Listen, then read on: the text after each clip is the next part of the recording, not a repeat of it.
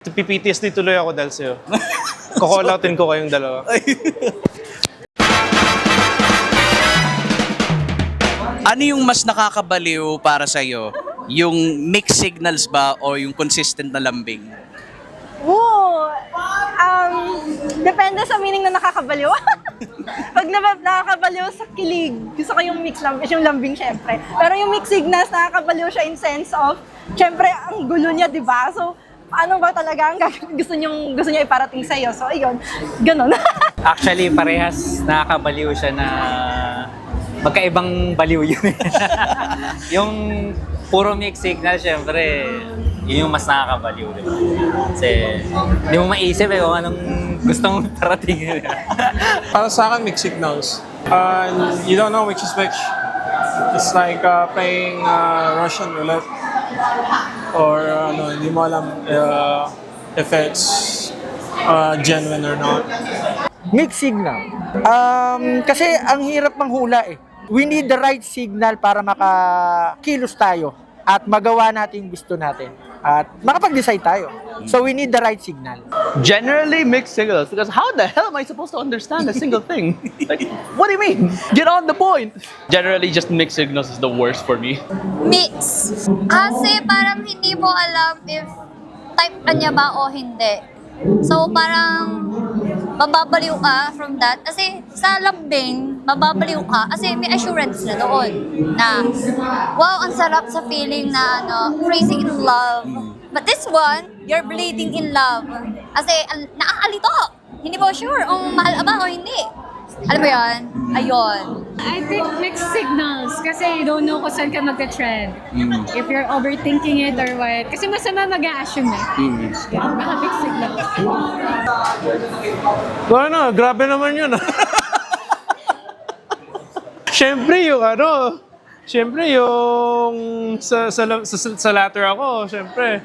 Kasi mixed signals parang ano yun eh. RNG pa eh, parang ano ba talaga? Gusto ba ko na to? Hindi. And then you're rolling the dice 20. Maybe she likes me. Tapos nagkamali ka rin. Let me just go with the latter one, man. Ano sa tingin mo yung delikado? Yung taong marunong maglambing o taong marunong makinig? Para sa akin, yung taong marunong maglambing. Kasi ang taong marunong maglambing ay laging bumabalimbing. Kung marunong makinig, pag pinapakinggan ka, attentive siya. So, mas maano niya, kunyari kapag minasabi ka or may sasabihin ka na secret or may sasabihin ka na caught off guard ka. Or pwede niyang gamitin yun, di ba? Baka pwede niyang gamitin kung ano sabihin mo.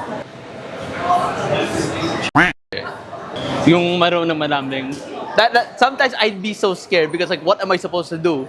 I have to do the same thing in return. Siguro sa lambing na lang, gano'n. Gusto ko nakikinig kasi okay ako sa listener kasi bihira lang din ako magkwento and then pag nagkwento ako, tapos gusto ko syempre nakikinig siya sa akin. Yung lambing siguro medyo, depende sa boundary siguro. Siguro yung mas dangerous yung malambing. Kasi parang hindi mo sure kung parang may kapalit ba or wala naman. So for me, mas dangerous siya kasi minamahal ka niya pero unsure ka if love bombing ba o hindi. Yung makinig, definitely. Yung tama yung makinig. Kasi they listen to everything you say. So minsan if you say something, tapos nakalimutan mo, so naalala ng lahat na sinabi mo. So pag nag-away kayo, naalala ng lahat, which is kind of bad. Mas delikado, ha? Kasi pagka nanlalambing ka, yung tao nanlalambing medyo hindi mo rin alam kung totoo yung sinasabi, mga ginagawa niya. Pero yung nakikinig, feeling ko, syempre, binibigyan ka ng oras pakinggan yung mga so, mas delikado for me yung nanlalambing. Iwas mo na, kailangan na lang, may boundary. Parang personal to. Teka lang.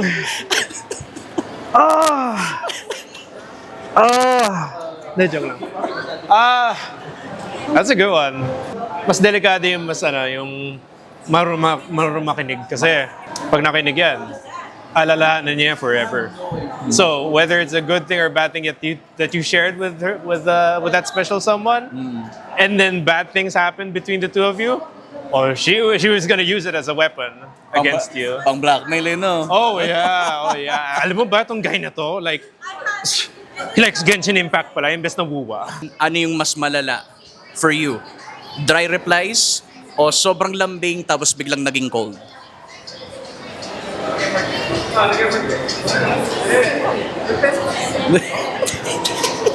I don't know.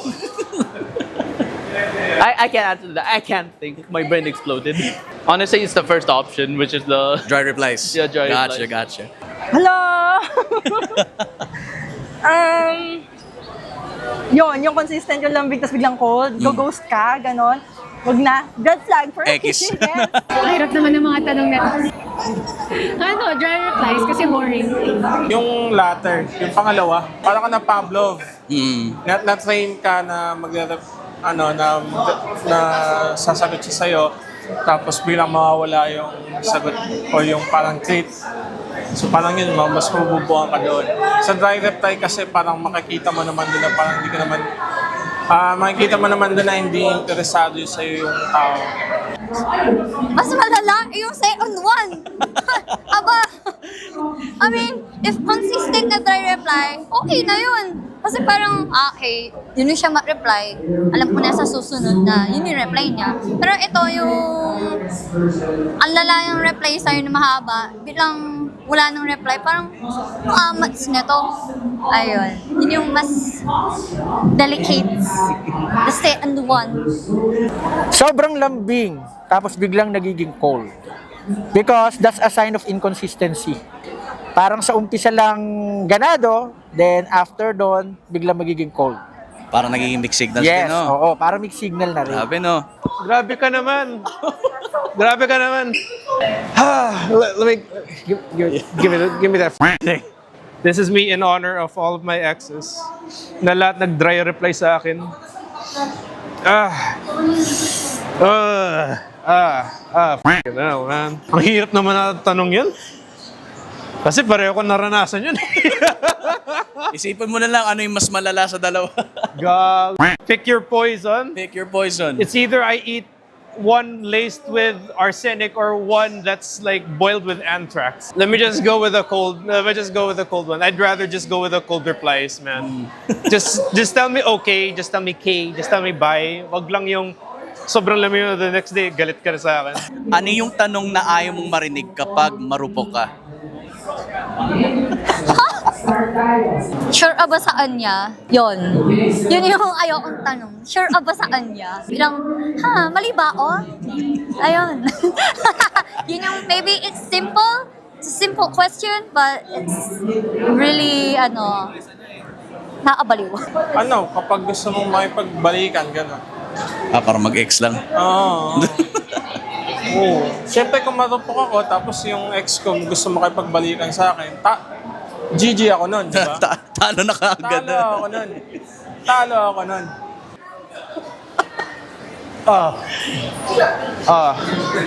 Sige.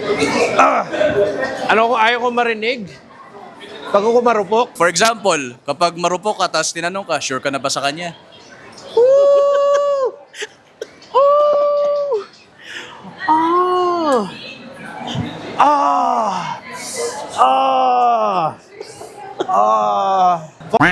Sorry. Shit, man. Yeah, sinabi mo sa mga yun. It's one of the sure ka na ba sa'yo? Yan. Yan. Sigurado ka na ba sa kanya? Baka mamaya, alam mo na.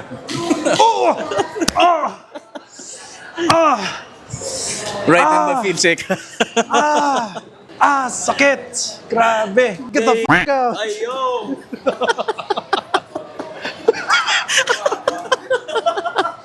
Okay. May chance pa ba tayo? Siyempre, delikado yan eh. Parang naisip mo, ay, gusto pa niya. Babalik ka pa ba? Magal. gusto mo pa ba siya? So, siyempre, ayaw parang, well, siyempre sasagot ka, oo, ganyan. Pero siyempre, ayaw kong aminin, ganyan. Ang hirap! Paano ba yan? Paano pag marupok ka? Siguro pag sinabing, mahal mo pa ba? Di ba pag marupok ka, di ba? Paano pag oo, pero kailangan mong magbago? Free ka ba tonight? Mag-isa lang ako sa bahay. Anong pinakamabilis na paraan para mawalan ka ng self-control? Eye contact, boses, o pagiging clingy? Akit lang muna ako. Isipin ko muna, wait lang. This is a national security alert. Ground music, hood mode, aftermath. This is a national security alert. Nasa boses yun. Lalo na pag raspy yung voice, yung pagka rough yung voice ng girl. Yun yung weakness ko, par. Oh! Raspy voice, para ano ba? Boses kargador. Di naman ganun. Huwag naman ganun ka raspy, grabe. Hindi naman yung, ang gwapo mo. Hindi naman ganun. Yung may good levels of flirty, girly, and raspy. Eye contact generally. Eye contact. Ba't mo nasabi eye contact? Yung parang lagi to. Just nothing there, no message, just Okay. just that. Voice. Voice? Oo. Voice. Actually, recently ko lang yun na realize sa akin yung voice. Lalo na kapag ano yung boses. Alam mo yun, yung malambot na yung parang kinikiliti ka. Or pag kinikiliti ka, ibig sabihin kinikilig ka na nun eh. Parang hinihili na. Oo, hinihili ka. Or kapag minsan like magigising ka dahil sa tono ng boses. Sa pagiging clingy, siguro. Paano mo nasabi na Kasi kapag naging clingy siya, di parang mabibigla ka and then hindi mo na makakontrol, lalo na kung gusto mo siya, edi, okay. Mabibigay ka na, no? Pero pag talaga. Sa pagiging clingy. Clingy. Doon ako, for me, wala ko yung self-control sa pagiging clingy. Siyempre, we need to respect boundary pa rin naman. Pwede ba both? Na dalawa yung answer. Pwede, sige. Go. Ano yung parang top 2 mo? Eye contact, number 1 sa akin. I love eye contact. Second, yung boses. As if doon mo rin makikita if the person likes you. Like, there's the pitch. Alam mo yan, di ba? There's the pitch na someone likes you. Ayun. Alam na yan, senior yan eh. Pero eye contact yung iba. Yes. Oh, I agree. Just sa eye contact. Parang makikita mo kung interested talaga sa iyo yung tao. Oo, tingnan na natin. Charot! Yung voice, definitely the voice. Kasi lang. Pag eye contact kasi, I think I'm good at holding eye contact. So I'm pretty intimidating. Okay. Tapos clingy type, I'm not the clingy type eh. Medyo black cat ako eh. Nonchalant ba? Oh, nonchalant kasi ako. Noted. Sa voice. Kasi voice mas hot. It's hot.